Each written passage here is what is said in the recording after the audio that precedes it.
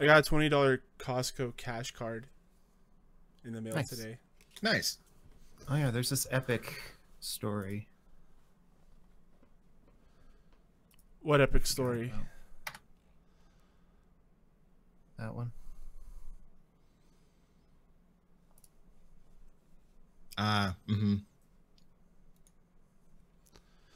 Okay, I'll add it to the list. Your audio is a little shaky. I don't know if it's the connection or not, Thomas. Yeah, it's a little crackly. I noticed that too. I assume it's the connection. Oh yeah, now it's fine. Oh yeah. It just went away suddenly. Yeah. Like, when you drop out, I never mention it because I know it's the connection. So I'm not like, oh, your audio is cutting out. Yeah. Well, usually it's like it's on the side of the person that's hearing it, and low sounded fine. So I thought maybe it was you, but. Yeah,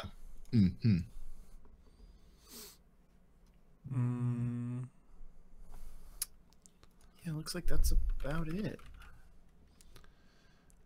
Yo, Dragon Ball and Monster Hunter are coming out next week. Ooh. Sure. That's cool. Yeah, it's cool.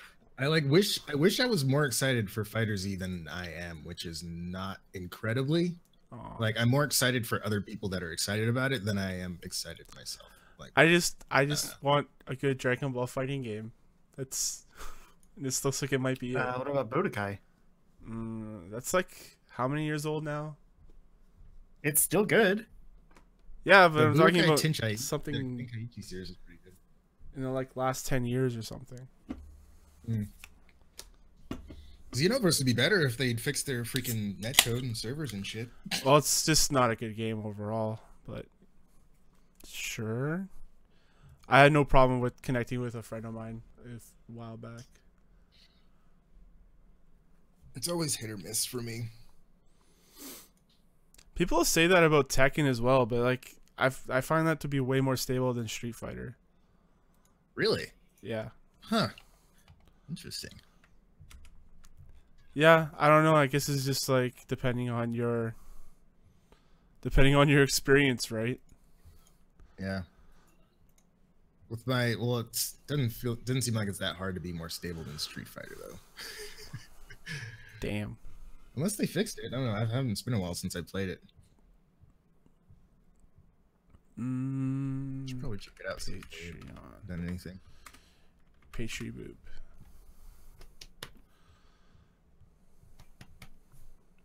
Give me a little wine. So yeah, you can't get your webcam working? Yeah, I don't know what the deal is. Like, it was just working yesterday, and now it's like, oh, maybe you need to reinstall your drivers. And I'm like, oh, all right, well, don't really have the time to mess with it right now, so. Come on. My favorite question regarding the headphones that we have is, can you give me your latest drivers? And I just laugh. It's like, there's no drivers. I don't know what you're talking about. What are those? You just plug it in and it works. Or the best one is that they Thank you. complain it doesn't work with iPhone 7 and up because they don't have a headphone jack. Even though, like, you can clearly see the headphone jack in the pictures. It's like, you're an idiot. Customer service, am I right? Yeah. I got one person calling me a racist over the week, so that was fun. Oh, of course. They're like, oh, you're just racist against my boyfriend because he's Chinese. I'm like, you're a fucking moron. What? I'm sure you weren't even aware of the fact that he was Chinese. Yeah, because I don't see it. I don't see the names until I have to go and talk to them. Right. And it's funny because Edifier is a friggin' Chinese company. Everyone I work with is Chinese except me. Oh, boy. Yeah, It's just a big a diversion. Yeah. That's what it is. I wrote out a bunch of really stupid tweets over the week complaining about it.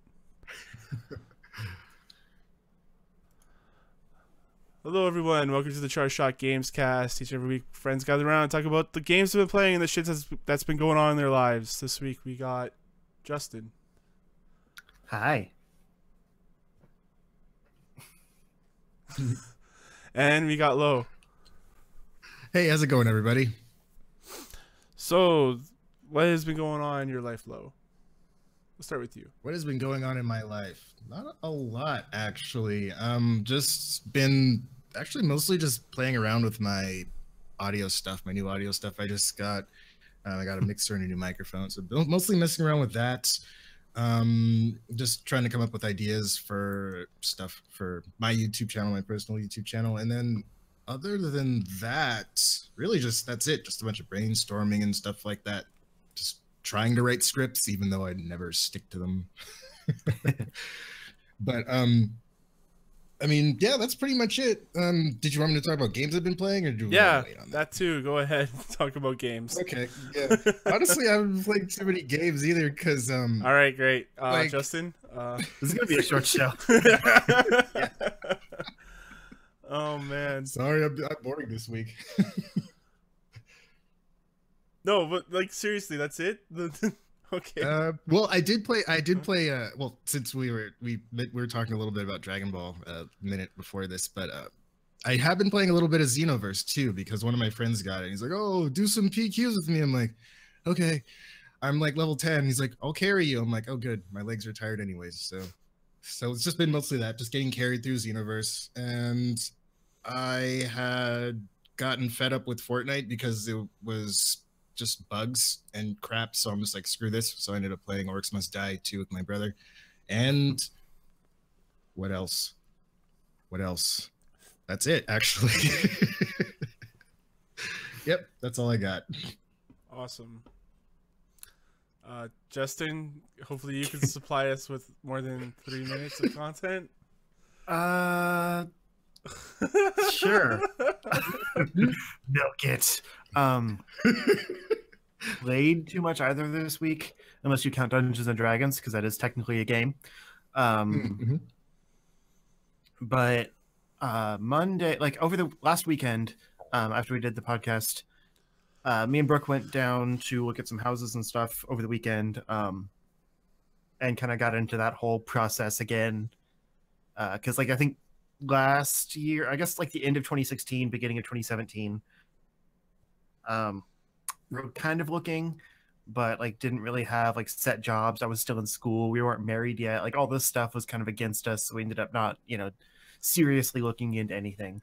But now like our lease is almost up again. So we're kind of looking more seriously.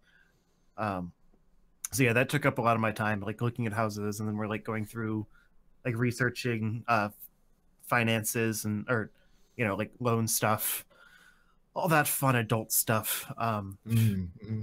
And so Monday we actually didn't go into work because we couldn't leave the neighborhood because of the snow and stuff, and it was a holiday, so like the private company or whatever that clears our driveways and like the cul-de-sac and everything couldn't come in, so yeah, we couldn't get out of the driveway. So we stayed and did some job searching and looking into house stuff and all that, fun adult stuff.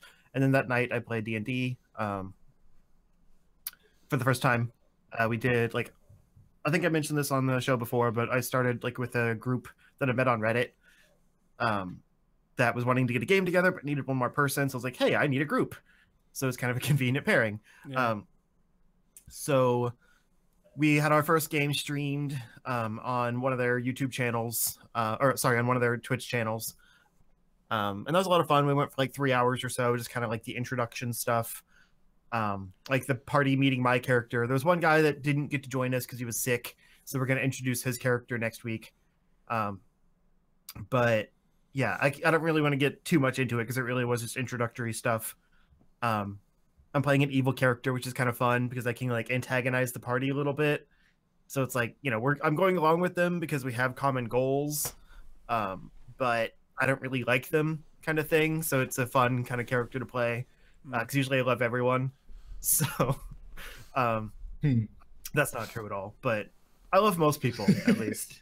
But I can just like kind of be a dick, like and all snarky and stuff, and And it's like, well, I'll still bring you guys along just because I need some help. So I guess I'll deal with it, even though you guys are annoying. And yeah, D&D is fun. You guys should play. But aside from that, I started up Mega Man X Command Mission, I think Tuesday night, because I was feeling kind of overwhelmed with like house stuff and all that. So I kind of just wanted to like disappear into an RPG. But I already beat Final Fantasy IX, so that was one that like I'd been told to play by a friend of the show, Metal Blade. He was in a video that I did on like GameCube games and was like, rambling about that game. So I figured I should actually give it a try if I'm going to have it in one of my videos. So I started that up for a few hours, and it starts really slow, but it's got some really cool combat stuff in it for those that don't know what it is or didn't watch my video. It's basically an RPG with Mega Man characters.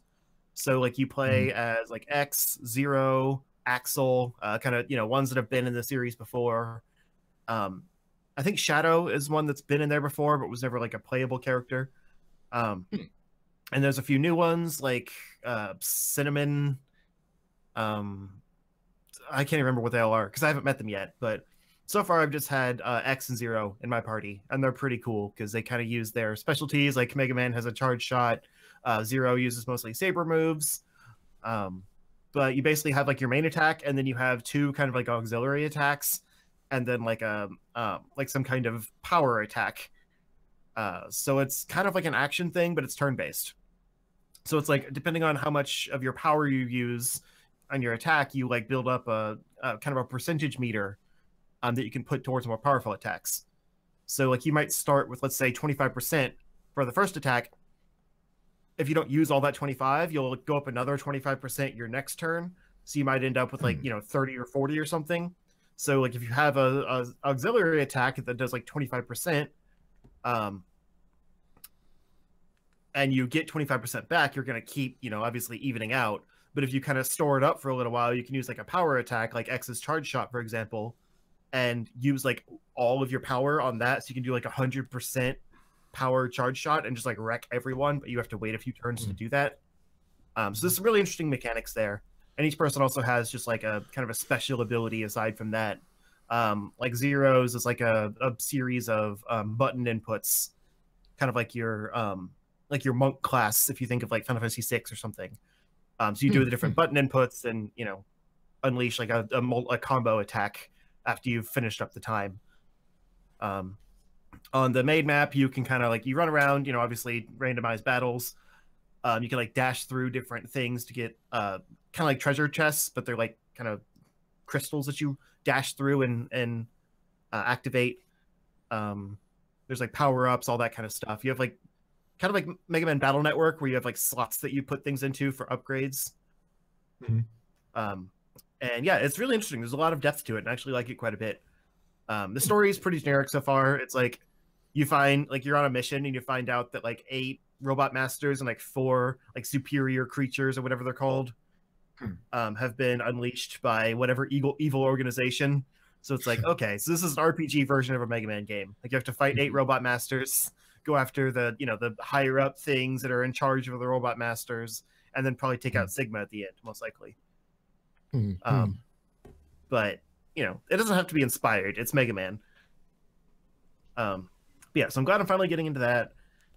And then last night I played some Assassin's Creed Syndicate because the new Tomb Raider movie trailer came out, and I was kind of in the mood for a game like Tomb Raider. But I have like the reboot on PS3 and didn't want to dust off my PS3, and like I don't think it's even hooked into HDMI right now. So yeah, I figured I'd play some Assassin's Creed instead, and like that one's still fun. Like I like the Victorian era and everything, but I don't know, like it feels so closed off. So it's like you run around and there's some collectibles and things to get. The world doesn't feel that alive, even though it's like a really cool environment. And like each area is kind of segmented off into like different kind of gang territories, and you have to be different levels depending on which territory it is. Kind of like Origins, but in a much like you barely ever level up kind of way. And you go to missions, but then like you basically like you kind of, it activates a cutscene, and then it goes to a loading screen where you just like run around in the animus or whatever it's called, while it boots up the next section, and then like another cutscene, another loading screen, and then back out into the world, run to the next story mission. It's like it feels so disjointed. It's like it's hard to really get invested in the world. And then between missions, you get put on the train that's like in one section of the area, and then you have to like, run over to the next mission, like through all of the areas again. And I think I prefer games like Breath of the Wild, for example, that are a big open world, but it's like wherever you explore, like that's where you are when you leave the area. It's like it all feels like, just seamless from like cutscene back out into the world. Watch Dogs 2 is actually kind of another example of that. Or like we were playing GTA Online, and that's another one where it's like, you finish a mission, it just randomly drops you into the world, and it's like, I have to travel all the way across to get to where I want to be again. Like, that's so annoying. Yeah. So it's just something about it feels off. Like, I didn't notice it when I first played it, but I think, since then there's been enough open world games that feel like a seamless open world that I'm having a hard time getting back into that kind of old style of open world game. But it's still fun. It's just, I want to try Origins whenever the price goes down on it. And I'm curious if they've kind of fixed some of those issues with Assassin's Creed games. Because especially the Animus loading times are terrible. Like, it's like a full minute. I'm just like waiting for the rest of the game to load in. Oh my gosh. Something. That's when you play your Switch. If I wanted to do that, I'd just play the Switch. I used the Switch for playing games between loading screens. I used to use my phone for that, and now my same. Switch is taking over. But then the game loads back in. I'm like, oh, okay, I guess I'll play again. Like, I kind of lose interest in that waiting time. Yep. And maybe it's just that, an ADD type thing. I don't think I have ADD, but maybe it's like an ADD tendency. But also it's like, it just feels like a game design flaw, because I feel like it should be able to render the rest of the game like while you're in the cutscene. Because it's a pre-rendered story section. It should still be some power to run some stuff in the background. Maybe that's just me, but other games don't have that issue, and it doesn't look that good. So that's how those Assassin's Creed games were, though, back then. Were like that. So that's I guess they just loaded the whole map in. Yeah, it isn't. I've always thought that was kind of like a standard thing for open world games. Just load the whole map in, and then as far as like, the way they make like the other open stuff, world like games fully now, though, entered. is that it streams it in. So It loads the area that you're in, but then while you're going throughout it, it streams the rest of it in. That's why they're like games that have pop in have that. It's because it didn't stream it in at the time. Level of detail and whatnot. Yeah. I don't know. Like, the technical side of that game just kind of took me out of it while I was playing, and so I went for a few hours, and it's basically like I was me and Brooke decided that we're gonna go through some of the MCU movies before Infinity War. Oh, not all of them. Because a few weeks ago they were saying like if you started like watching one a week, you could watch them all like leading up until Infinity War, and like it would match up perfectly, like including Black Panther. Of course that would be out of order, but watching them all in order, there's enough that and we don't want to watch all of them because you don't really need to. Stuff like Hulk and like some of the sequels that don't really fit into the overall narrative and stuff, like just skip those. But we wanted to go back and like refresh on the Iron Man origin, Thor, things like that, some of the early ones. Nice. And so we were going to start that last night since we weren't doing a podcast. And so I was kind of like wasting time until it was, until we're going to watch the movie. So I was piddling for a few hours, and I'm like, I don't feel like doing this anymore. That's not a good way to think of it. No. And then a little bit this morning before we started, me and Thomas jumped back into Destiny 2 because I hadn't actually booted it up since I got the DLC for Christmas. So I need to actually go through the DLC so I can like get up to level 25 and get some better equipment and stuff. Yeah. It was a little rough. We tried to do a heroic, and I guess you were under level. I thought you were at level for some reason, but no. Yeah. I mean, I was level 20, like around power level 250. Like, it wasn't terrible. It was a 270 strike, but yeah. And I think it was a level 25 strikes. So we also didn't have a third person with us for like half of it, so we kept dying, and there wasn't enough DPS being done. I think I was holding my own pretty well, though, honestly. like for being so far under. I got a majority of the kills. Let's just say that. Well, yeah, but I'm just saying, like I helped more than I expected I would. Yeah. Yeah. But right after we finished, I turned some stuff in and got a new secondary weapon, I think, that brought me up to 266. So it's like now I'm ready. Not yet. You need 270. I'll do the DLC stuff. Yeah. And then get up there. Yeah. Yeah, that's pretty much it for me. Cool. Been a long week, but not much gaming. Speaking of playing the Switch during intermediate things, I've been playing the Switch. I got Never Stop Sneaking. Oh, yeah. Okay. So, that game is a little. It's not really Metal Gear, although it's painted as supposed to be like a Metal Gear spin-off, or not spin-off, but parody.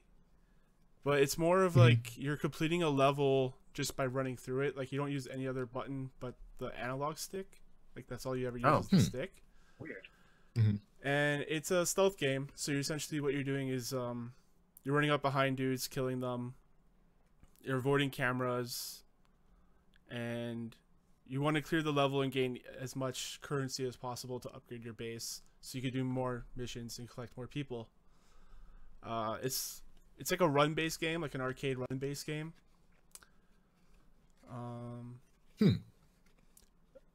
Some of the things that you get is like EMP grenades and smoke grenades, and you get bullets for your pistol, and they automatically shoot and automatically trigger when you get caught. So for example, if I had an EMP grenade and I ran by a camera, it would automatically get thrown, and it would disable the camera. And what you really want to do is you could sneak through it if you want to play that way, or you could think about trying to upgrade, like get your multiplier as high as possible so you could get more ESP. I think it's called ESP. It's called espionage points. So if you have a bunch of stuff on you, like a bunch of like grenades and like bullets, it's probably more beneficial of you to just run around and get caught. So you just like throw all your shit out and then like immediately get your multiplier insanely high. The boss battles at each of the, like there's a boss battle every third level. They're kind of, they're a lot of the same. There's a lot of like the exact same boss fight, but a little bit harder. The whole story of the game, or the plot line, is that there's a guy that has kidnapped all of the presidents of the United States. All of them. All of them? Yep, Whoa. all of them. and your mission is that you're supposed to build up your base so you could build a time portal so you can go back in time and rescue all the presidents. Huh. And so I kind of want to see. I kind of want to get to that point because I want to see what else there is in the game. If it's just the same thing as the run-based stuff, that's a little bit disappointing. But if it like branches out to something different, where like you go back in time and actually like have to do something different, that might be a bit more interesting. I've only been able to unlock the third level, like World 3. So, and each time you go and do a run, you go back to World 1, so you complete through it, and it's pretty fast. Like it doesn't take that long to do. So I want to play more. I want to see where that goes. For those interested, Aaron Hansen voices one of the characters, essentially the Campbell character, Colonel. Is that a Game Grump? Yep, it's the Game Grump, the one Grump. So yeah, he's in it. It sounds like he's not really voicing anyone but himself. It sounds like he's doing an impersonation of himself, which is kind of funny. So there's that. See, I played that. What else have I been up to? Played some Cuphead last night. For some reason, the bosses were like super easy when I wasn't tired. Strangely enough, I was able to kill them all, except for the dragon. The dragon's a real blowhard. He sucks.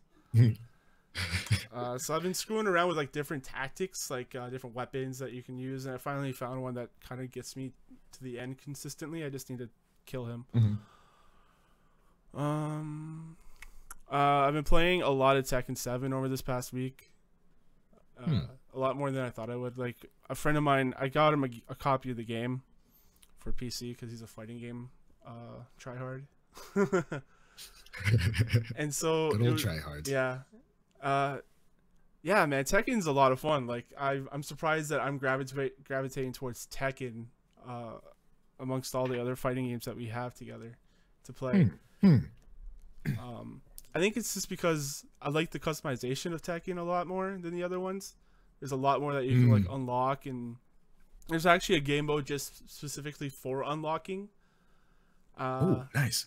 So it's like a treasure hunt, like tournament type of thing. So you just basically, you see how far you can go through a gauntlet of fighters, and you keep unlocking items and items, and you keep getting your rank higher and higher. So I find myself playing that every like, if I have like 20 minutes to spare and I don't have anything else to do, I'm like, I'll just boot up Tekken and play that for a bit and see how far I can get. Nice.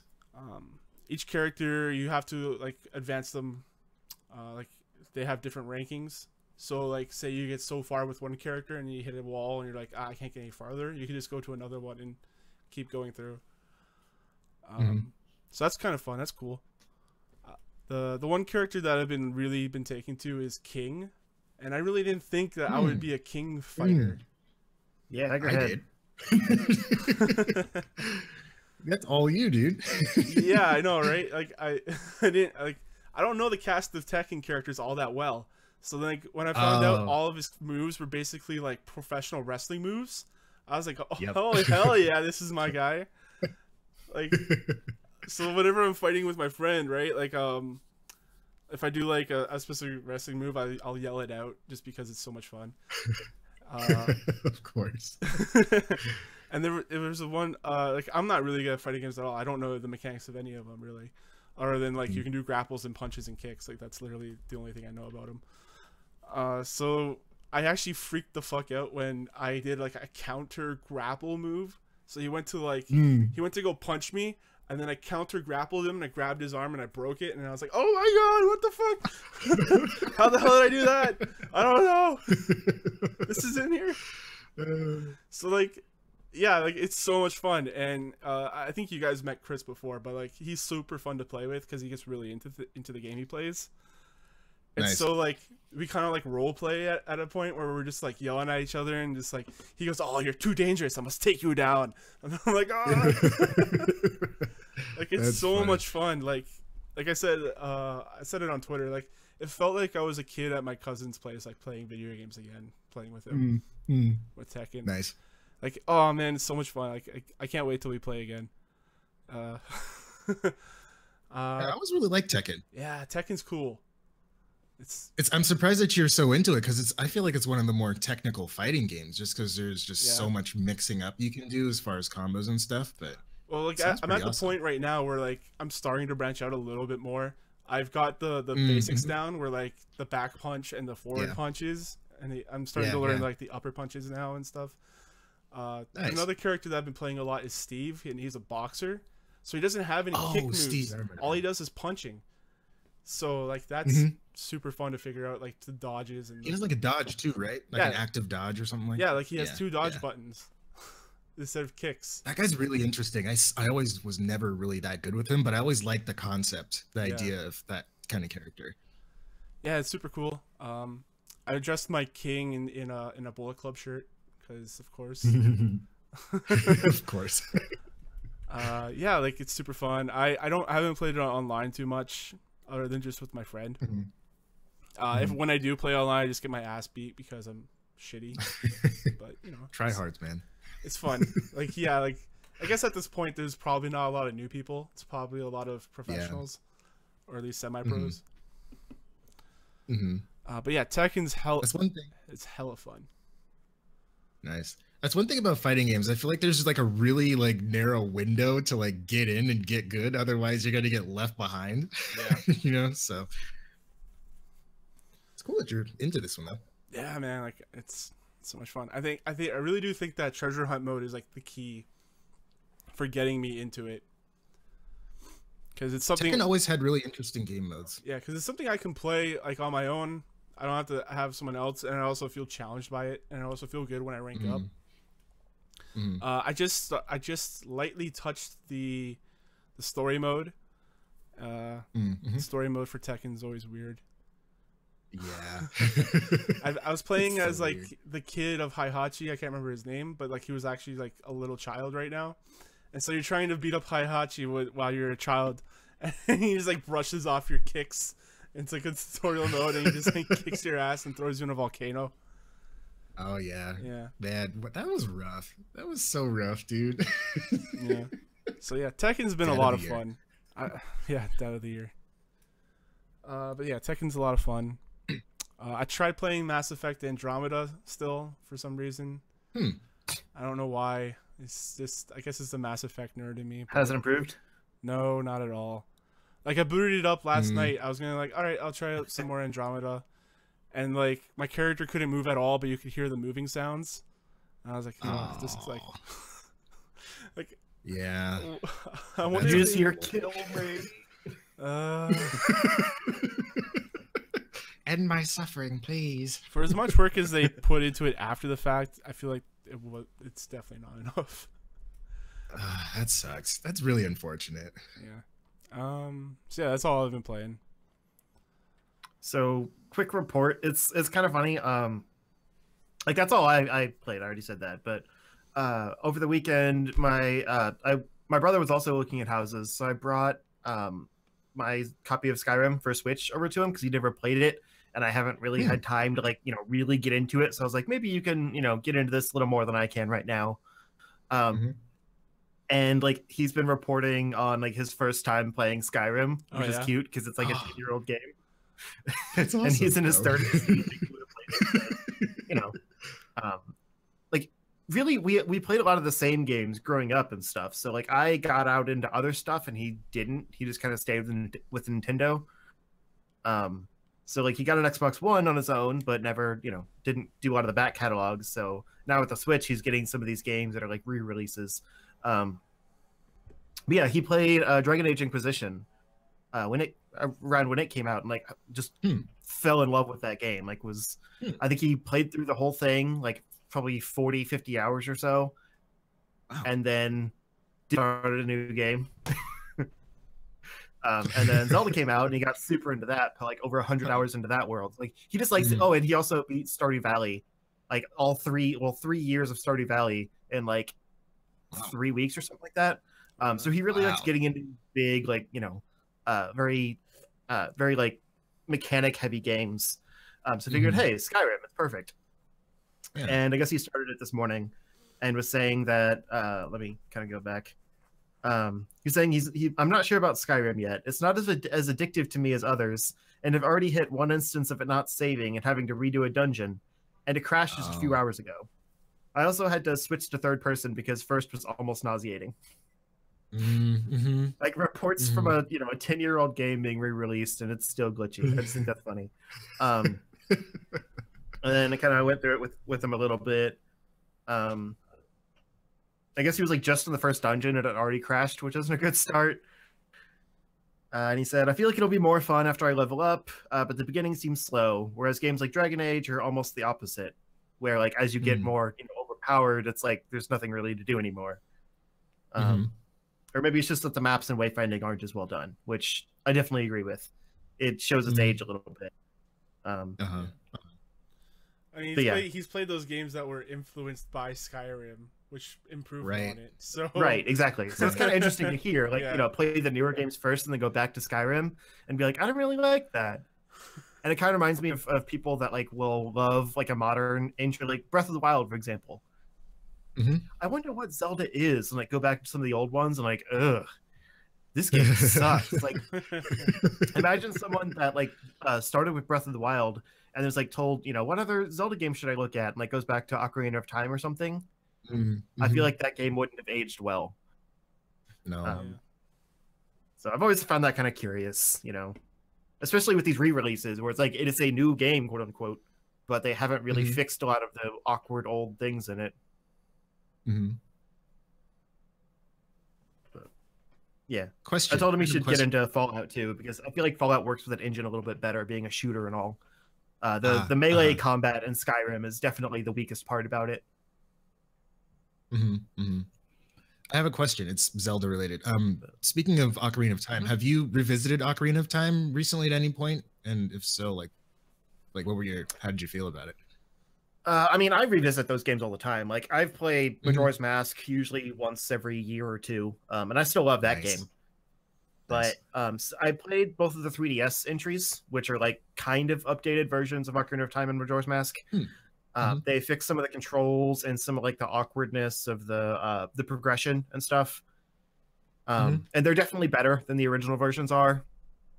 They pitched them as like bringing the games to what they were originally envisioned as, like without the hardware limitations of the N64. So they don't like, make them up to where like 3DS can actually handle. They still look like N64 games, but just like, prettier, kind of like what the concept art was supposed to look like, without like losing that aesthetic and things like that. But the originals are a little rough, mostly from a control standpoint, just because that stupid N64 controller. Say what you will, but that controller was awkward. It's a love-hate thing.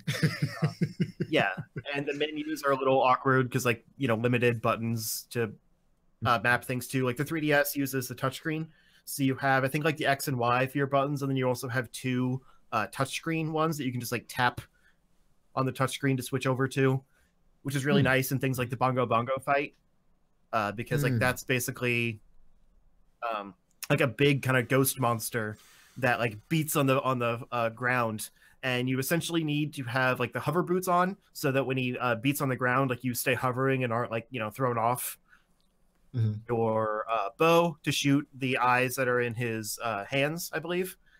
Or he might just have one. I don't remember. There's so many like hand and eye monsters in the Zelda universe. I forget which one's which. But I think you hit his hands and then like his center eye. And then also... I can't remember. You need like 3 or 4 weapons, really. The original one only had 3 buttons, the 3 C buttons for your items. And at any given time, you always have one that's like the ocarina or, something that you kind of need in that spot. So there's really 2 like interchangeable ones. And that, the boots actually are something you like go into your menu and like select and then go out. Same with the tunics. And this one, they're all just like kind of a quick tap on the screen, which is kind of nice. Just switch back and forth between. And you have, like I said, you have more weapon slots, so it kind of gives you some better options and boss battles and things because you don't have to go back into the menu so often. You can kind of switch up your tactics and use more variety of weapons and stuff. So I mean, they hold up well. I mean, like Ocarina of Time has certainly aged, especially the N64 version. But I mean, they're not bad by any means. Like, granted, I wouldn't say Skyrim is bad either, but I'd say as far as like how the genre has improved since Ocarina of Time, it holds up a lot better than something like Skyrim does, where it's like, okay, there's just like some clear annoyances, like especially the UI in Skyrim. It's just bad. Right. Like that's something they could have improved over time and have improved with like PC mods and stuff. But every console release of it is still bad.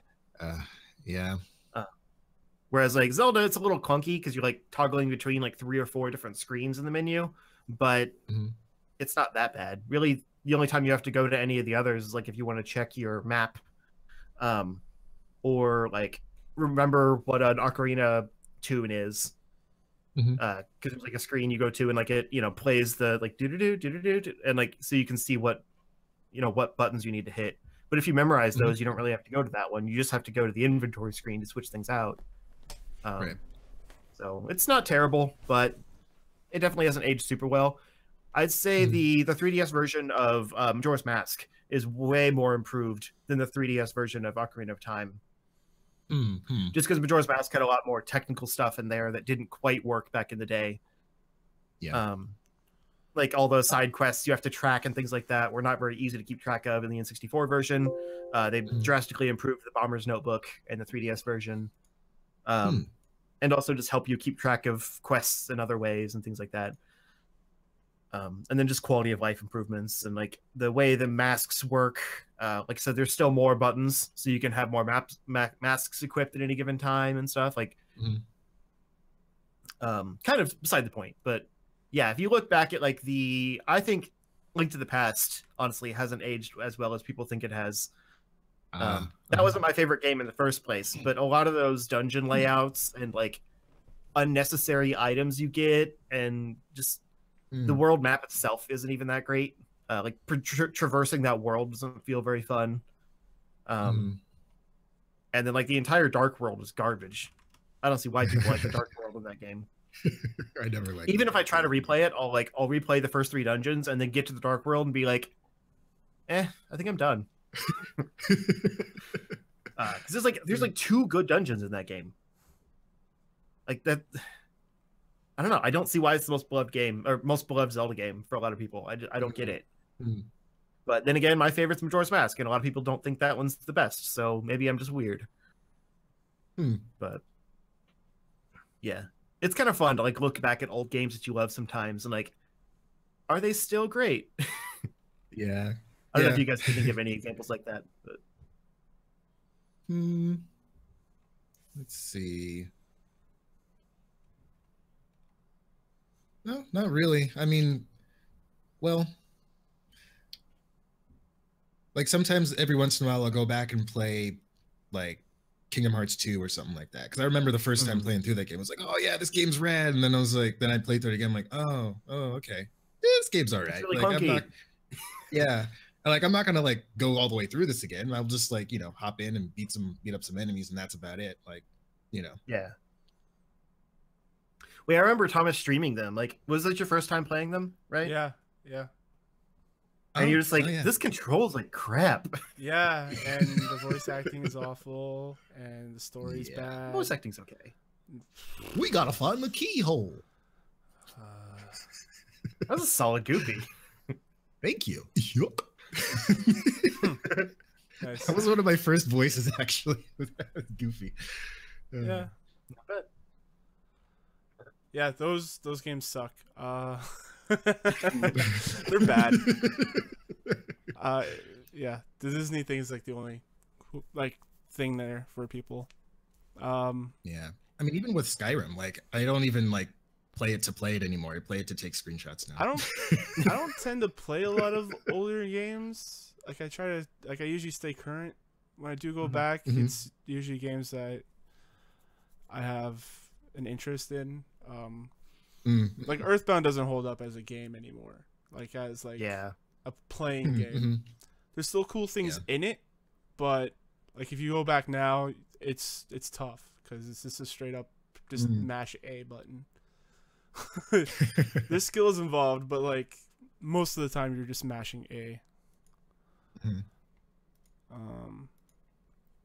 Yeah, I was like last week I mentioned playing through the Mega Man collection, and how like all of the old NES ones, like they emulate them accurately to the NES, and like they run like garbage, even though they're a re-release on PC. And it was like, how was this ever playable? Like if there's more than 3 enemies on screen, it just like dies, and you can't see anything. And like we had such lower standards back then because it was just exciting to have the opportunity. Yeah. Well, you use the slowdown to your advantage. That's the thing. Yeah. I never got that. I felt like it was throwing off my aim. Oh, I always felt like you take the slowdown as your advantage. So like the enemies are moving in slow motion, but it gives me enough time to think ahead of what I want to do. So. But you're moving in slow motion too. Yeah, but I'm thinking about my moves while I'm playing. I don't know. I guess I'm just thinking about how frustrated I am that I can't see where I am. Yeah, those NES games where like you can only see a foot ahead of you. Yeah, it's rough. Same with the old Game Boy games. Like when they would port like NES or SNES games over to Game Boy. Like I think of Donkey Kong Land, better Donkey Kong Land on the Game Boy, because we only had like that, Centipede, and Kirby's Dream Land, which takes 5 minutes to beat. And like to fit it on the Game Boy screen, for one, it's monochrome, obviously, so they had to like do just basically shades of black and green. And then also it's like a much smaller screen, so everything's blown up for pixel density. And like I loved it at the time, but looking back, I'm like, man, this doesn't translate well. It's like hope. Actually, that was the same with the Mega Man games on Game Boy. because they were kind of like Mhm. re-releases of those games, but also with some new stuff. I think like 3 through 6 were all like original ones, but 1 through 3 were basically some bosses from 1, some bosses from 2, things like that. But all of the stages were modified to fit the smaller screen, and so literally like you just jump out, and like if you already know that layout from the NES game, you'd be fine. But if you didn't, you're like, well, there's a platform here. Game Boy was an awkward system, Yeah. but I love it still. Game Boy Color and Mhm. Game Boy Advance were like the best times for gaming. I still say. Oh yeah. For sure. Yeah, I never had one. I would always like huddle around the bleachers with the one kid in the school that had one. And so you see like 12 kids like on the bleachers looking down at the guy playing on his Game Boy. Mm. Yeah, it's fun times. Missing out. You got to emulate stuff. I still go back to a lot of GBA games more than I go back to any other game, honestly. GBA had some really awesome games. Yeah. Oh yeah. I had an SP back in the day. Mm. Man, I loved that thing. I actually never got that. Like I had it was like a exclusive purple Game Boy Advance that was from Target, I think. Because it said like only at Target on the Game Boy Advance. Like you couldn't peel it off or anything. It was like etched in. It was like whatever, it's purple, it's exclusive, I don't care. And then I got like a DS and played all the Game Boy games on that with the backlight, but it never had an SP. Okay. Yeah, like Mario and Luigi and like Minish Cap, like Zelda. That was one of the best Zelda games also. All the Tony Hawk ports that were on there were super good. I mean, again, I did a video on underrated Game Boy Advance games, but like popular ones, man, there's so much there. I miss that system. All right. Oh, I guess that's it. That's all for the show. Justin, where can the people find you? I am at Zero Score on Twitter, YouTube, and I'm actually going to say Twitch again because I put out that video producer thing. So I'm trying out some of the like the Final Fantasy series specifically on Twitch, doing those as like premieres every Saturday. So we'll see that. I probably still won't stream with it, but it's cool that there's an option to upload videos on Twitch now. I like that.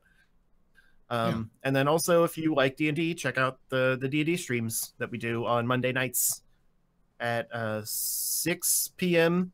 Central Time over on the Majestic Gamin, without a G, on his Twitch channel. So yeah, there's that.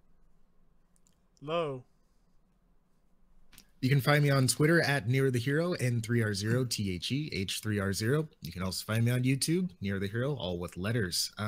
Yeah, I'm just that's where I am. And you can also find me here every week with these fine gentlemen. And you can find me, your host Thomas, on Twitter at CSG Thomas on Twitter. You can read me. You can read about my tweets complaining about retarded customers. You can also find us here on charshot.com. You can also email me, Thomas at charshot.com. Until then, guys, enjoy your games. Oh yeah, keep it going. Goodbye. Keep it going. Keep it rolling. Yeah. Are you good? Yeah, I didn't stop it. Okay. Hello, everyone. Welcome to the Charge Shot. No, that's not right. Keep it rolling. Hello, everyone. Welcome to the Video Game Newsy News Show, hosted by your host, Thomas, surprisingly enough, and Justin. Hi. And Lo. Hello. So, Oh my. again, like that? again, the sexual chocolate. Wait, can we say that? It's like 10 a.m. when this airs. Hello. There we go. Ooh. I Yeah. think I made a little bit in there. It's so You can't fun to one-up do. me, sir. So this week's been a pretty exciting week for Nintendo fans. Yeah. It's they announced a a cardboard craft thing for the Switch called Labo. Yes. Labo. And essentially what it is that they're selling like starter packs where you can, and also pre-made ones of cardboard that you just fold up and then put your Switch in it, and then you can play around with it. Like there's one example that's a keyboard. It's pretty cool.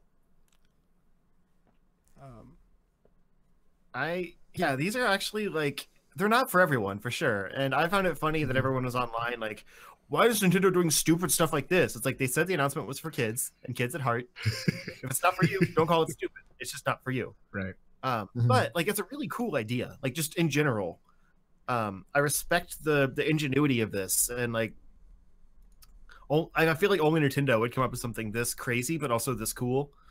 It's not something I'll probably be interested in, but I like the thinking about like what the applications of this could be. Because for one, it actually makes a little IR camera and the Joy-Con viable. That piano one that Thomas mentioned, like that basically has little reflective strips on the back of the keys, and the IR camera can see when those reflective strips like reflect and know which key you're hitting based on that. Which is pretty smart technology. Like that's genius use of like limited resources there. And there's another one that is like a robot. So like you actually build like the pieces of this robot. It's like a backpack that goes on, and then like kind of a VR headset type thing made out of cardboard. And then some tension rods that go from the backpack into like handholds for the Switch controllers. And you hold those with the tension rods connected to the backpack, and you see like in the VR headset thing, like basically a robot kind of beat 'em up game, like a Godzilla type thing, where you're like over a city just destroying stuff. And as you move the Joy-Con forward, like with the tension, it punches. And so like as things, like as you hit something, it's like the tension can change depending on what you're hitting. So you actually feel like the resistance that you would feel as a robot. So like you punch something and like it's going to be harder to hit, depending on what you're hitting and things like that. And again, that's just kind of brilliant, like from just thinking about the software and like the way that everything has to work together to make that feel real. It's unique in a way that other kind of AR, VR type things haven't been. And it's all because of the tech built into those Joy-Con. Like when they first announced this all last year, it's like, okay, are they really going to use all of this stuff in these? And they are. Like another one in the variety pack is a kind of a little like RC car type thing, like a little robot. And basically each Joy-Con goes into the sides of this little cardboard piece. And the tablet shows like kind of a remote control on it, and you can hit forward and backward on each side. And it essentially like vibrates the that Joy-Con depending on like how much you want to move it. So it's like on these kind of little like comb legs, and it's like in like whatever direction because of the vibration on that side. So if you want to turn it, you just hit one side, it goes in a circle. You hit both, and it's forward. It's really cool. Like the HD rumble in there kind of can sense, the pressure of your touch, and move it that fast or that direction or whatever based on that. So they all seem very original and just kind of cool uses of this. There was another one that was like a motorbike, and you put the Joy-Con on each handlebar, and so like you turn the handlebar, and like the motion controls of the Joy-Con, know what you're doing. And like vibrates to kind of simulate like riding on a bike. And they say that like some of these, like the largest of the things, like probably the robot, takes 2 hours to build. So it's kind of a nice thing to do with like kids or yourself or whatever. Like a fun project of building all of this stuff together.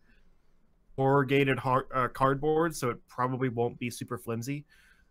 It feels like they actually put some construction into this thing, and you like build it up in a way that like it folds over into itself for extra durability, things like that. And then, like I said, through different like cords and like pieces of tape and pull strings and things like that, like it actually creates a product. Like a lot of people are just making fun of it. It's like, oh, only Nintendo could profit off a cardboard box. Like it's way more than that. Like even seeing things objectively and not just as a Nintendo fanboy, because like I said, I'm not going to get this. But like the construction of it, like the engineers they probably had to have to be like, okay, what's a product we can make, relatively cheaply that actually like holds up well and like is, like works with all these different things that the Joy-Con can do, is brilliant. Like you can't deny the ingenuity of these products. Yes, they're too expensive. The variety pack, including like 6 things or whatever, they're all pretty simple. There's like a fishing rod. There's like I said, that little RC car. There's a house that you can just like do different like. It showed like a faucet in there, and you can like turn the knob on the faucet, and it like puts water in there, and like messes with things inside the house, and it's kind of goofy. It's like a chimney. I think the other Joy-Con is in, and you can like open that up to like release steam and stuff. I don't really know what those things do. They need to show off the hardware or the software a little bit more to make it, convince people that there's enough in here. It's not just like a 1-2 switch situation. But yeah, there's a lot of variety in these things, but also that variety pack is like $70. And at the end of the day, it is a bunch of cardboard pieces you put together and play a game with. Even if there are some cool features and it's more than just pieces of cardboard, like it's still they're making a pretty penny off of these things. The robot by itself is $80. And again, that's a big thing. Like it's a backpack you put on. It's like the arm pieces. It's the headset. All of this. The tension rods. The software is probably a little bit more involved than each of those individual little things that you use. But it's $80 for a cardboard box robot. They could have brought these down a little bit and made it a more viable commercial product, but I guarantee it's going to be huge with the kids. And maybe the stoners, because it comes out on 420. It's be like, I'm gonna be a cardboard robot.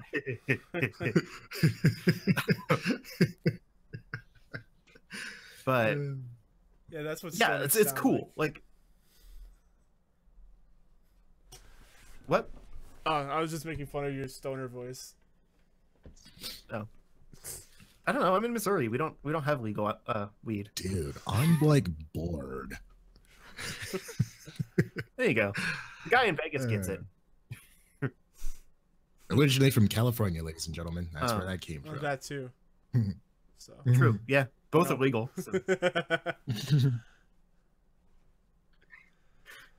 Yeah, I don't know. I just find this fascinating. Even idea, like even if it doesn't work, like kudos for them for being weird again. Being weird and like successful. There's so many people that are like, this makes me want to switch so I can get this for my kids. Like just this, not even any other game has convinced them, but this cardboard product has made parents want to get a Switch so that they can give this to their kids. That's huge.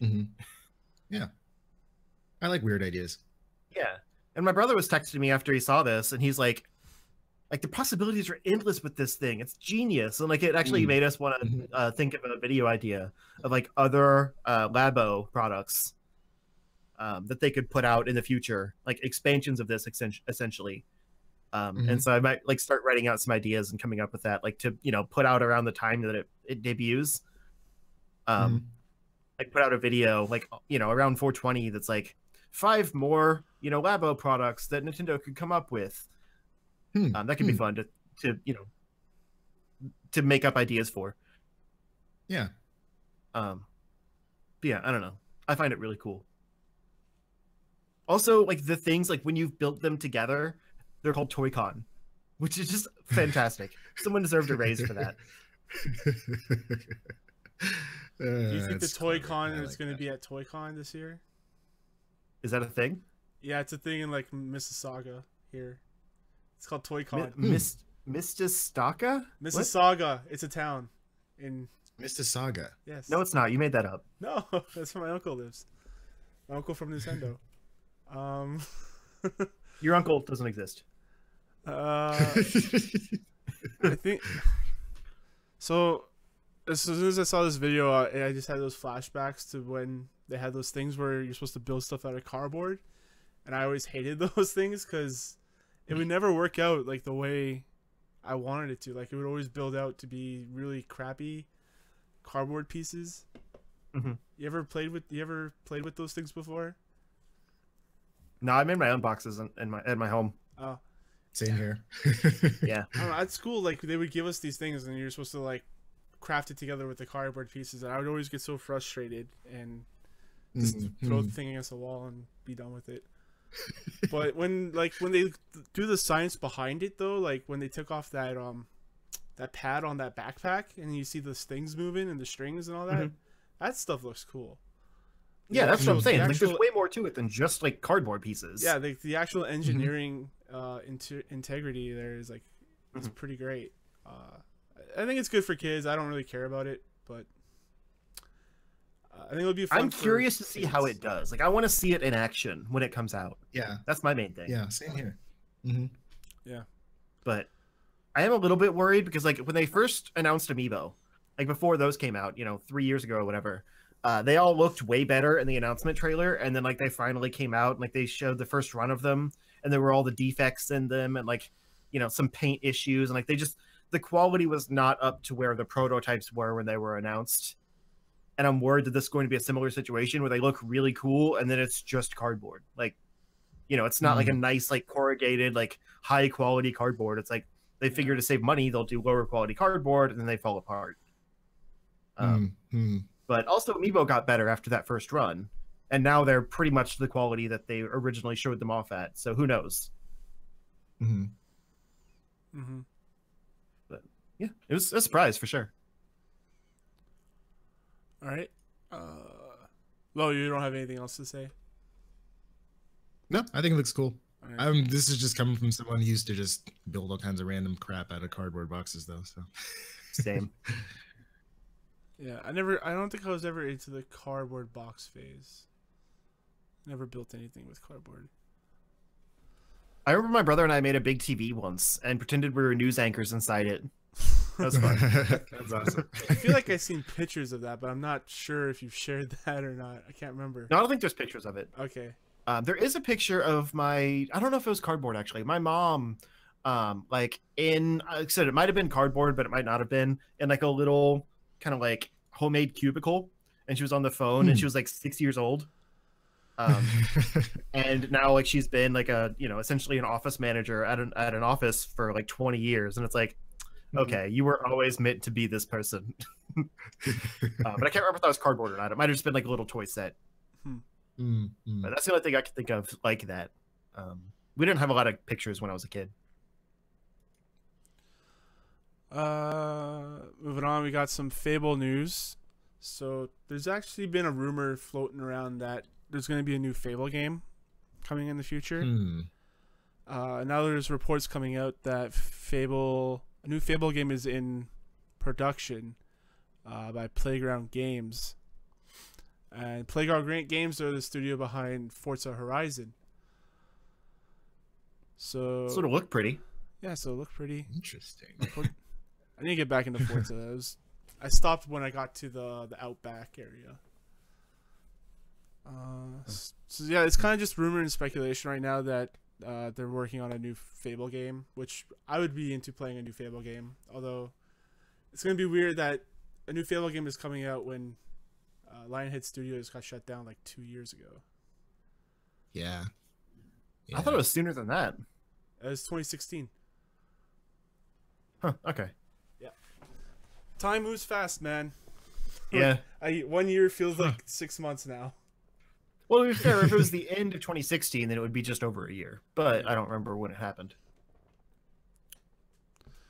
Yeah, I don't know. Like, I really liked Fable back in the day. Like, specifically 2, I played a lot of. 1 felt kind of undercooked. And 3, I tried to get into, but it didn't click with me for some reason. I think it was the whole, like, king angle. Rising up power, and I didn't really enjoy that part. But 2 was just a lot of fun, and, like, the world was great. but it always felt like that series could be more. Yeah. For sure. And so I like the idea of like kind of, you know, inspiring it after like Horizon Zero Dawn or something, and just having like a big open world game with like Fable mechanics in it. So less focus on all of their like pre-generated stuff and more of like a Zelda, where it's like you're exploring the world, you can do whatever you want. You know, it's got like the Fable kind of sense of humor and stuff to it, but it's basically kind of like doing what the difference between Fallout 2 and Fallout 3. You know, like they're the same series, they have a similar feel to them, but they play totally different. Because like Fallout 2 was like a top-down kind of tactical RPG type thing with a heavy focus on conversation and dialogue options. Fallout 3, you know, was a first-person shooter RPG with a heavy focus on dialogue options and ethical decisions, and like it felt like a Fallout game, but for a new generation. And I kind of want Fable to do that same thing because it needs new life. And I think it's kind of good that Lionhead isn't doing it, because they would have just made another Fable game. It sounds like that's what Fable Legends was going to be. So yeah, I'm curious about this, but also it's weird that a racing studio is going to be making like an open world like RPG type game. Right. Yeah, it's weird. Then again, the Horizon Zero Dawn studio made a shooter Shooters. before that, so Yeah. you never know. Yeah. I hope they keep in the, like, what I like about Fable is the fact that like you can, the world changes you and you change with the world, and like you can change the world. So as long as they keep that kind of like, it feels like you're actually doing something that affects the place. I think that'll be good enough for me. Like I don't need the poop and fart jokes like that were in Fable. I'm a little bit more mature now. I just talk about sex jokes. Yeah. But I mean, it was always like, it was a very British product. Yeah, I so know. it had that kind of Monty Python style humor, and I liked that because I love Monty Python. Yeah. I don't like Monty Python. Some of that's going to be lost with the studio change, but I hope they can find a way to like make it work. Yeah, I'd be down for a new Fable game, for sure. Yeah.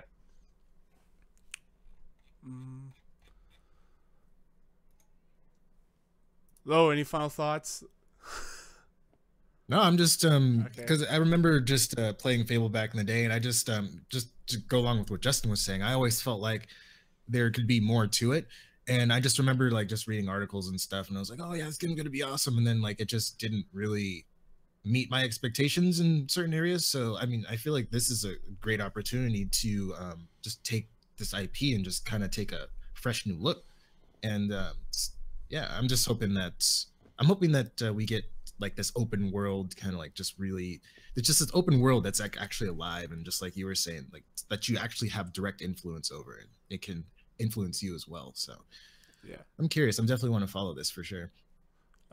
Speaking of franchises that need a new kick in the teeth, Final Fantasy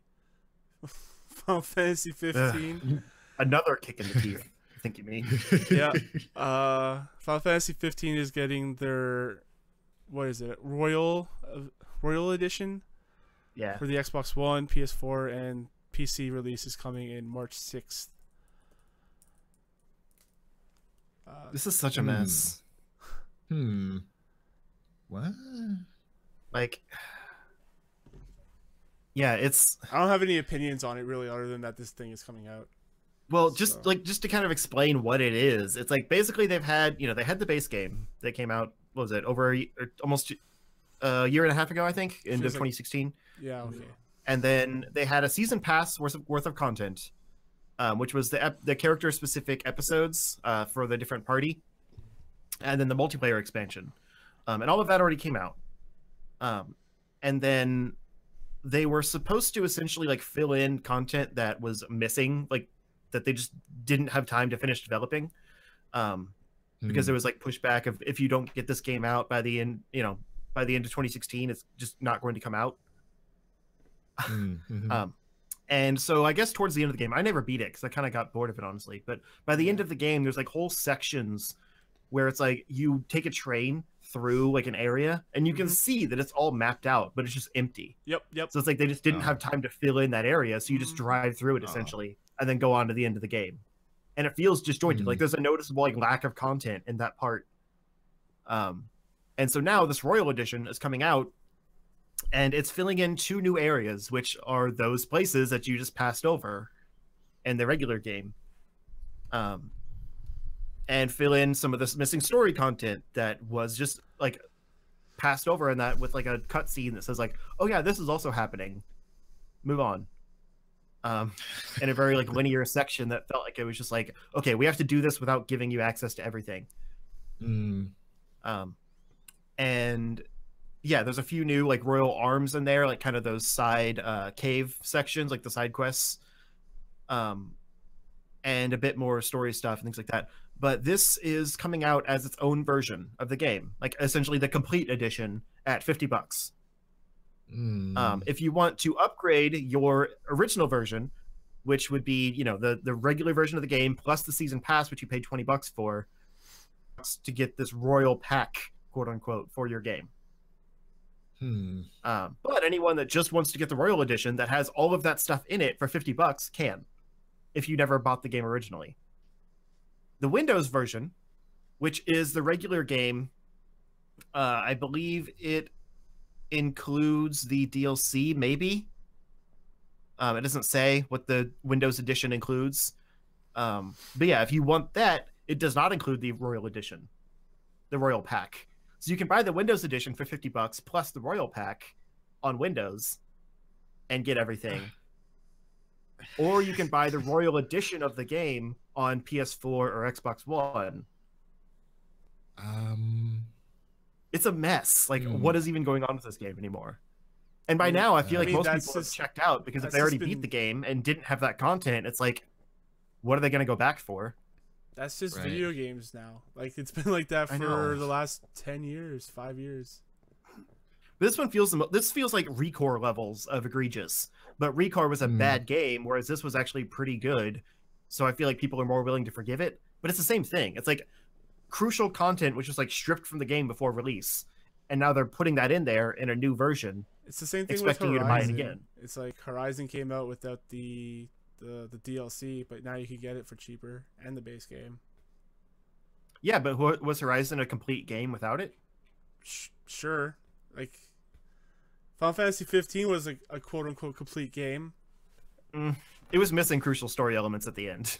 Yeah, it was, but I mean, it's a complete game. There's hundreds of hours that you could sink into it. Like, I don't know. I feel complete means that like you get the complete story out of it, and DLC is added stuff. This is like they're adding in what was missing in the first place. It's a little different. I don't know. I think I just see it as like it's just how video games release games now. Like, this is how people release games. Like, I don't think we should accept that though. It's not okay. Like, it's the way it is, but making that the norm is like basically saying, oh, I'm fine with paying for this game multiple times to get the actual game. That's why I wait. Like, I never have new games to talk about. It's like they're gonna release the whole game later. I'll just get it then. Yeah. Right. Yeah, it was missing. Like, there was parts of that story that weren't told, but I just think of it as like, these are the untold stories of what happened, as like kind of like how they did it with Assassin's Creed a few years back. It's like, yeah, these are all the untold stories of what was happened. It's not crucial, but you know, if you want to go on a fun trip, here you go.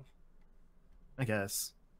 But it just feels like when you play through the game and like there's key parts where it's like your party member just leaves, and like that's where the DLC comes in. But if you keep playing past that before the DLC came out, it's like it just feels awkward, because it's like when the DLC is out and you play to that part, it's like the DLC just kicks in right then. But if it's not out yet, then you just like continue playing the game without them. Yeah, I don't know. I don't have a problem with it, because I think I hated the open worldness of Final Fantasy 15, and I like the more character driven stuff of it. So like, I guess that doesn't really bother me all that much, because that, like, I like the later half of it rather than the first half, and this is supposed to be stuff for the later half. That's fair.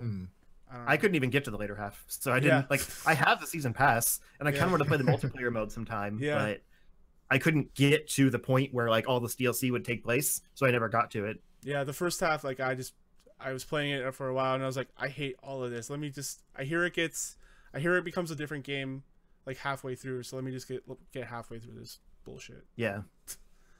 Yeah. I don't know. This just feels weird to me. Like anytime you re-release a game, like and make people that had it originally and like didn't feel satisfied with it pay again to get the satisfaction, it just bothers me. That's just don't buy the games. I don't. There you go. Problem solved. Don't buy games, people. Don't do that. Don't support these practices. Yeah. Like people will, you know, they'll put out an unfinished game. It'll get reviewed saying, "Hey, this game isn't finished. There'll probably DLC that'll fix it." And then people buy it anyway and then complain about this idea, which to be fair, I did that with Final Fantasy 15, but I had it pre-ordered and didn't know then that it was like that. I don't pre-order games anymore either. I wait until they come out, see how they review, and then decide if I'm going to get it. Yo, Justin, people complain about everything. They get all the information up front, and then people will still complain. Yeah. I don't know. It's been that week for me. So like I'm just way more. I just don't care. Speaking of practices you shouldn't do, Quantic Dream. Did you guys hear about this story? Yeah. So I don't know how to feel about it yet. There was reports coming from French outlets, and they're all corroborating these claims that 5 former employees filed a complaint in spring 2017 when an employee was circulating degrading images involving other staff members. In February 2017, an IT manager discovered 600 photoshopped images that depicted employees in homophobic, sexist, or offensive ways, including Nazi symbols and crude imagery. The files date back to 2013, with some even being displayed in open spaces around the office. Studio heads David Cage and Guillaume de Fondomia strongly denied the allegations, with Cage reportedly saying that he is shocked by them. Although they were both aware of the photoshopped images, they say that they didn't know of the more offensive ones. Reports that the allegations also include sexual misconduct at parties, such as Fondomier forcing kisses on women and having generally sleazy behavior. Long work hours and racism were also among the complaints. For example, 2 sources told the French paper that after watching a surveillance video of a burglary at the company, Cage asked a Sneakin employee if one of the robbers was his cousin. Cage has since responded to the claims, calling them absurd. He gave a statement saying, "You want to talk about homophobia? I work with Alan Page, who fights for LGBT rights. You want to talk about racism? I work with Jesse Williams, who fights for civil rights in the USA. Judge me by my work."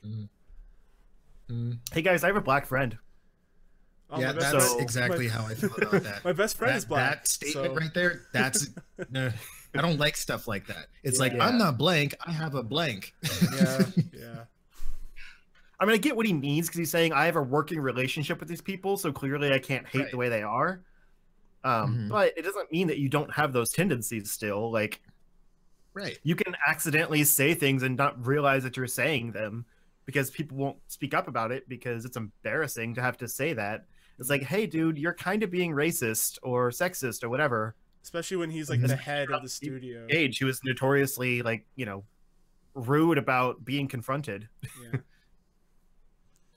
Yeah. But also, like, I just have a hard time, like, with any of these allegations, really having a strong opinion on it until they're proven. Just because I think that, you know, we shouldn't, like, the internet should not be judge, jury, and executioner in any situation. So sure, he should probably not just like deny them outright and act that way about it. But also, like, how do we know that he's lying? He might like, you know, he might not be aware of them if no one has said, hey, you are being like this. And he, you know, might need to work on himself. But that doesn't mean he should be condemned for his actions without realizing that he's doing anything wrong. Because it's my belief that if you're not told that what you're doing is wrong, that there's no way to know you should improve. Some people are just oblivious and don't realize how the world has changed. Yeah, this whole thing just seems like it's tone deaf. Like these guys, Yeah. they're just absolutely tone deaf and they don't understand any like. Yep. Exactly. And that sucks. Like they shouldn't be like that, but also we shouldn't condemn them for what they don't realize. But it's We just should like fix them. Yeah, exactly, for sure. Like, how do you get by with 600 photoshopped images of like employees being shown as like Nazis and photoshopped in like sexual ways, and like that's not cool. Yeah. Right. It seems like it's more like a frat house than a place of work. Yeah. Yep. I don't know. It's weird, but I want more information. Like, I don't like when people are just like, oh, screw these people when they don't know anything. Like, all you have is one article and some, some reports of what people have said. But I don't know how to know anymore. Plus, I don't really care what in the first place. So, like, I'm not going to, like, not buy their game because of this. Like, I wouldn't buy their game anyway. But I also, I want people to be punished if they do something wrong, but I don't want them to be punished if they didn't do anything wrong. So I'd want to know more first. Yeah, exactly. I said in the past I kind of like Quantic Dream games from like there's some there's some things in there that are like interesting or they touch upon certain subjects in an interesting way, but like after the last trailer they put out and now like these stories, I'm kind of a little bit more hesitant about wanting to support them or like seeing what the next thing is.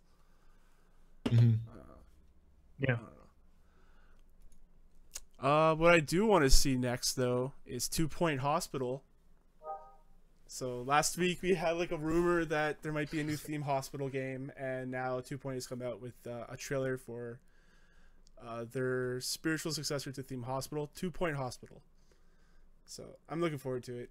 I know Justin doesn't care. Nope. I don't even know what that is. Played it. Me neither. Yeah, so it's a cool game. It's like you're making it's like the amusement park games where you make an amusement park and you get cash and stuff like that. It's like that but for hospitals. Oh. Okay. Huh. Interesting. All right. Moving on. Fortnite has a new update and it expands the Battle Royale map. Are we gonna put a ban on not talking about Battle Royale games now? Because you guys don't care.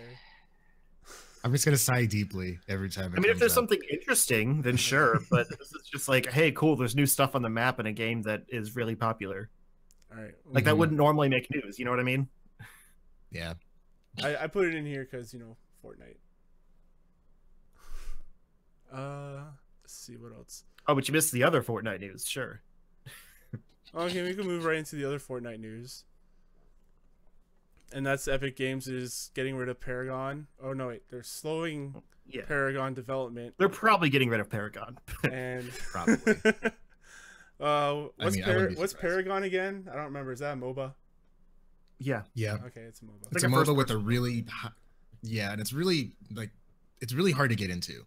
Like, I don't know what the deal is with this game, because like I guess they had revamped it at some point, but it's just like MOBAs inherently for me are hard for me to get into just because there's just so much involved. Like you gotta like worry about what items you buy and like what lane you're gonna do and what character you're gonna, all this kind of stuff. So like I feel like Paragon is just adding more onto that. So I feel like I feel like it wasn't really a huge hit. Like a lot of people liked it and it was a pretty game, sure, but it has a rabid fan base, but it's small. Yeah. Right. Exactly. Yeah. And it has kind of a big barrier to entry, so it's hard to get new people in. Yep. So yeah, they're minimizing development for Paragon and focusing it on Fortnite. I don't think they said which version of Fortnite they're working on. I think it's probably both. Both, I think. Yeah. Because I think you've mentioned before, Wo, that a lot of people are mad that like the single player, like what actually you pay for, isn't really getting the updates it needs, whereas the battle royale like free mode that doesn't really generate money is getting updated all the time. Yeah, and they've already pulled people from the Unreal Tournament development team, that game that's still in pre-alpha, by the way. Epic's flagship game still in pre-alpha till this day, after being in development for how long. That aside, they already pulled people from that team to work on the battle royale. So I mean, I'm hoping that they're pulling team from the Paragon. I think Fortnite is going to be their new flagship game. I mean, that's fine as long as they actually focus on the base game that they actually released initially to begin with, and not like, hey, let's make a new side mode. Like, right. I don't know. It's like Battle Royale starting to overshadow the Save the World mode, and it's weird. Don't get me wrong. Like, I'm not like, I wouldn't be like irritated about it if like every time patch notes come out, the patch notes for Battle Royale get longer and longer and longer, and whereas like Save the World is like, well, we fixed this loading screen. I'm like, oh, okay, that is of little consequence. Meanwhile, they've taken out huge like chunks of the game that like actually make the game better, like quality of life things, like being able to manage your inventory outside of missions. They took that out because it was bugged, and there's no indication of when they're going to add it back in. So that kind of stuff is just like really frustrating, especially for people like me. Like I legitimately like this game. I want to like this game, but I just feel like the production is slowing on the PvE in favor of the PvP. What I want to see is I want to see two different numbers. I want to see the number of people playing Save the World, and I want to see the number of people playing Battle Royale, because they tout they have like 40 million people playing the game, and so I want to see. And you know like, what else? I want to see like 39.9999999 whatever, and then like 5 people play Save the World. Right. And you know, that's why they have them stapled together. They have them connected. Like you can't like, if you have like the Battle Royale, you have to load into you basically load into the game, you pick like whether you want to play Battle Royale or Save the World. And they did that on purpose just so they can have that, they can report on those bigger numbers. So and I'm curious to see how many people are actually still playing the PvE mode, because I'm sure it's not a lot. And that's part of the problem, is like you have a free to play Battle Royale mode. So of course people are going to play it because it's $30 for PUBG, or free for Fortnite Battle Royale. It's also and they're on essentially the same PlayStation 4 experience as well, but Battle Royale is a little more polished. And then you have the actual paid mode in Fortnite that they're not getting carryover to. Like you're not starting a Battle Royale and it's like, oh man, I should try everything else, and then spend a bunch of money on the Save the World mode that isn't even getting updated. It's like you're basically just giving away the game for everyone for free to play what they actually want to play. And so I can't imagine it's a huge moneymaker for them right now. It's just they've already discounted the founders packs 2 or 3 times already, and I'm like, why do these keep going on discount? I can imagine why. And it's also another thing is this game, the base game, has been in development for like 5, 6, 7 years or something like that, and that's why the Battle Royale is so polished. Yeah, and it's still unfinished. It's like you'd think they'd be a little bit farther along for being in production for so long, but I don't know.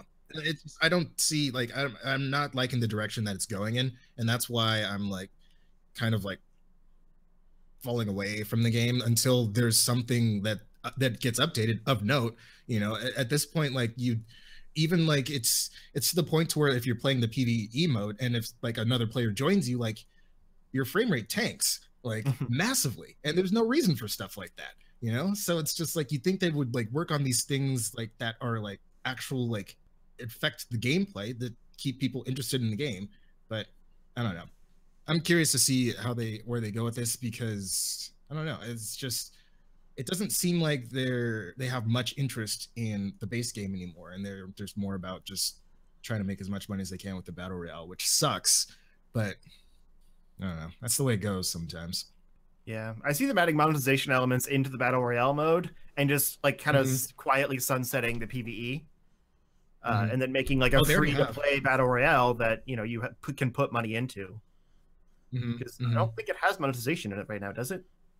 They have this thing called a Battle Pass, which I'm not entirely sure what it entails, but it sounds like something that you pay for and whatnot. And there's a bunch of cosmetics and stuff like that too, which is also annoying because these cosmetics could be easily just plopped into the base game.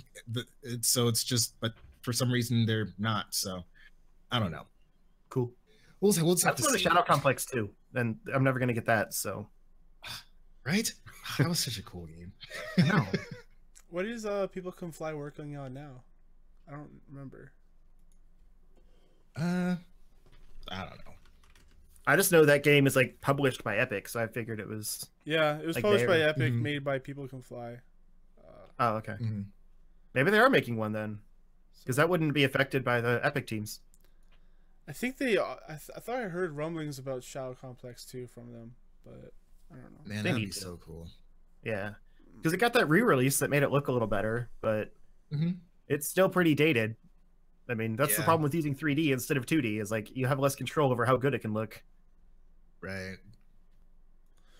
All right. Maybe this will whet your appetite low. The Duke is coming out again this March. The Duke has returned. This is actually pretty cool. I'm actually this is cool news for me. Yeah, we talked about it before, like it was being made, but now it's like actually in production and it's real. Mm-hmm. It's coming out this March. Instead of the giant like plastic logo in the middle, it's actually an LED screen of the boot up of the original Xbox. What? Yeah. Does it do anything fancy. else? That's all I know is that it runs like the boot up sequence of the original Xbox. That's actually kind of cool. It's Just pretty- for like it's pretty novelty's cool. sake. Yeah. That's Yeah, pretty but it seems rad. kind of unnecessary if the screen isn't used for anything else. Oh, it's it's- gimmicky as hell if that's all it does. Yeah, absolutely. Right. It's actually an OLED screen, so like higher resolution. Well, low power is probably the main part. Yeah. Yeah.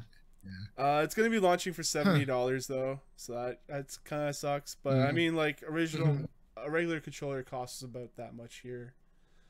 True. The actual like the Nintendo Pro controller costs like $100. So No, it's 80. no, here it's like 100. Oh, Oh, okay. So So I was gonna Yeah, say this that's is why people cool. were complaining about the Labo robot because it's like you can pay $80 for a cardboard robot or for a Switch Pro controller. the only thing that like perspective. the only thing I don't like about the Duke is that it has the black and white buttons and the crappy D-pad. But I mean, they're making it faithfully, so whatever. Yeah. Yeah, that D-pad's the worst. I mean, It's pretty bad. it really is.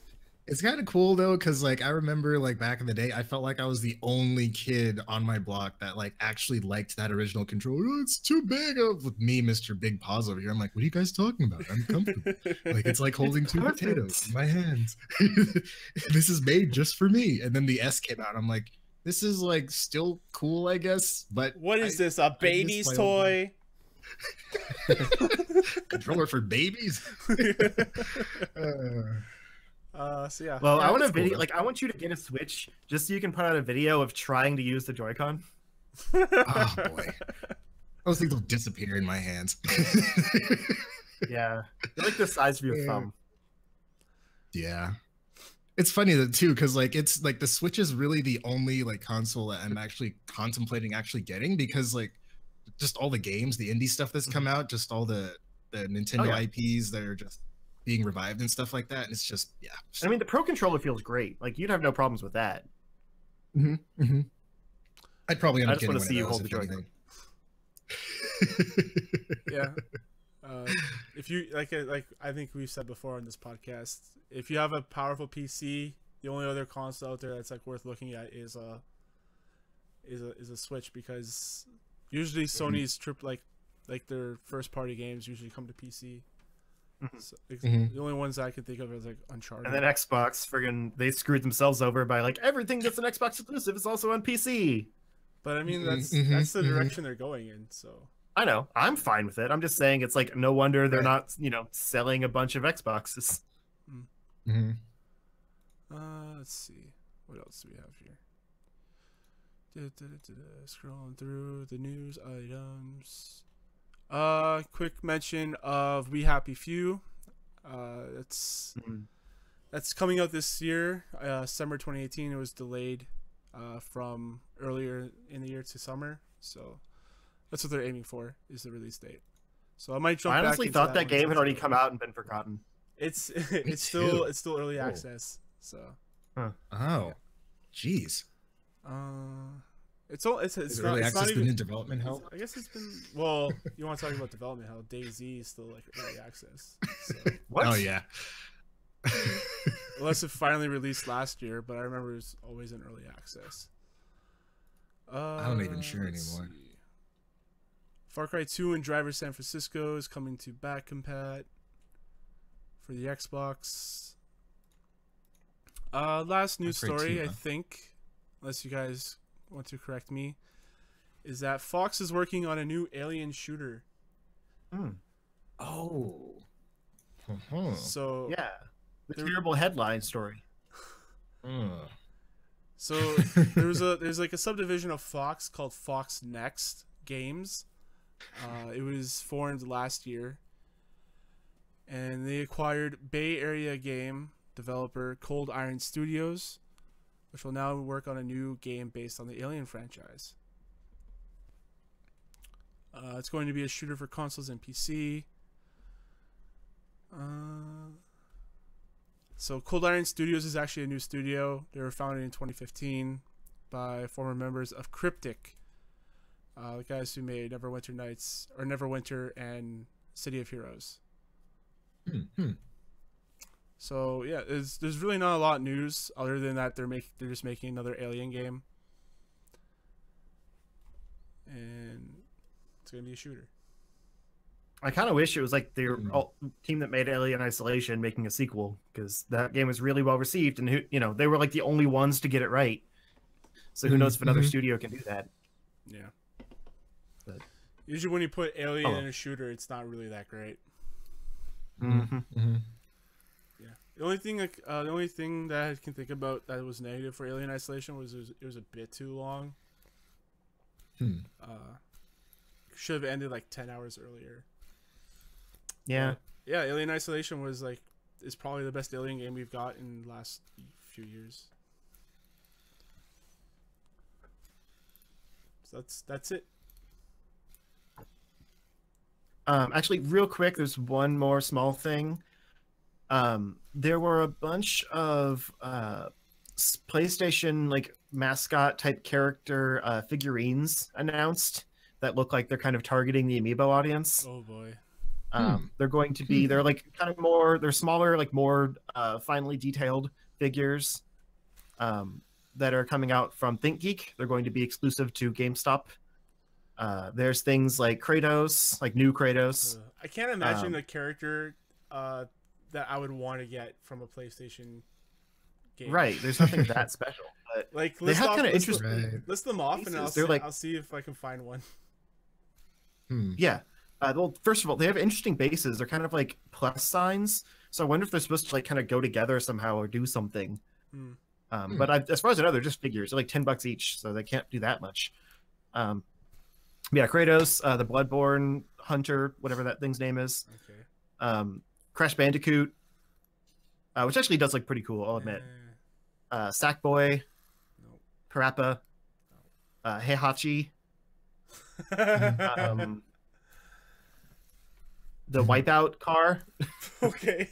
That iconic PlayStation property. The Wipeout. Iconic, yeah. Oh boy. Those are all the ones that are listed right now. Okay. I'm sure there'll be waves of them, but Crash is probably the only one I care about right now. Actually, Sackboy sounds kind of cool, but I wouldn't want a figure of it. I want like a plushie of it. So Right, and I have a Yeah, Sackboy plush. Yeah. yeah, there you go. Nice. So yeah, look forward to So, that yeah, if you're just mention that real interested. quick, I forgot about it. It was like early this morning or something, but they come out March 23rd for those that care. There we go. So yeah, that's all the news. There will be no more news after this. So Justin, you want to plug your stuff? Yeah, I was like, wait, what? Sorry, I'm really hungry actually. We didn't have like lunch. We just had Yeah. brunch like 4 hours ago. I'm smelling dinner downstairs right now. Yeah.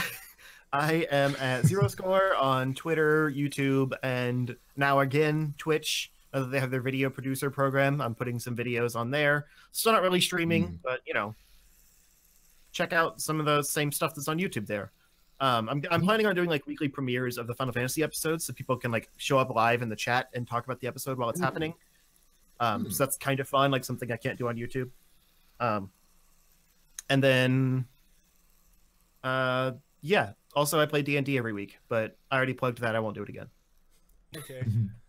Hello.